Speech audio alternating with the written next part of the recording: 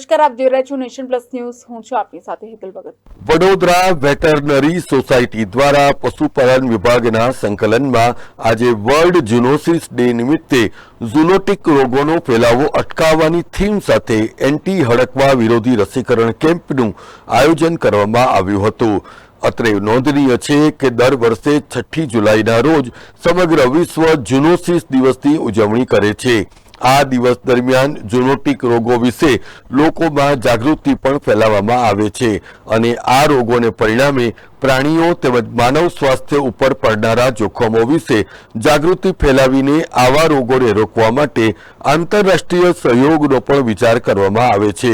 ત્યારે Vadodara veterinary society દ્વારા જિલ્લા પશુપાલન વિભાગના સંકલનમાં એન્ટી હડકવા વિરોધી રસીકરણ કેમ્પનું આયોજન કરીને વર્લ્ડ ઝૂનોસિસ ડે ઉજવાયો હતો. આજ રોજ વર્લ્ડ ઝૂનોસિસ દિવસ ઉજવવામાં આવે છે. તે અંતર્ગત પશુપાલન શાખા જિલ્લા પંચાયત વડોદરા અને વડોદરા વેટરનરી સોસાયટી અંતર્ગત લોકજાગૃતિ અંતર્ગત આજે પ્રાણીઓમાં હડકવા રોગ વિરોધી રસી મૂકવાનું કેમ્પ રાખેલ છે.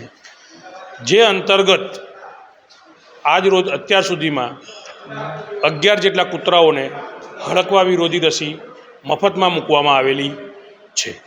ઝૂનોટિક એટલે એવા રોગો કે જે પ્રાણીઓમાંથી માણસમાં ફેલાય. દાખલા તરીકે હડકવા છે, CCHF છે, કે જે રોગ પ્રાણીમાંથી માણસમાં આવતા હોય એને ઝૂનોટિક ડિસીઝ કહેવાય. એ રોગ રોકવા માટે આજે વિશ્વમાં વર્લ્ડ ઝૂનોટિક દિવસ તરીકે ઉજવવામાં આવે છે. ડોગને સૌ પ્રથમ 3 મહિનાનું હોય ત્યારે જો હડકવાની રસી મૂકવામાં આવે પહેલી વખત, ત્યાર પછી એને બૂસ્ટર ડોઝ આપવામાં આવે છે અને ત્યારબાદ વાર્ષિક જો હડકવાની રસી મૂકવામાં આવે તો કૂતરું હડકાયું થતું નથી. એટલે હડકવાની રસી મુકાવી ફરજિયાત છે. આ ફક્ત સ્ટ્રીટ ડોગને જ આ વસ્તુ થાય છે કે જે ફેમિલીમાં પાળે છે એ લોકોને?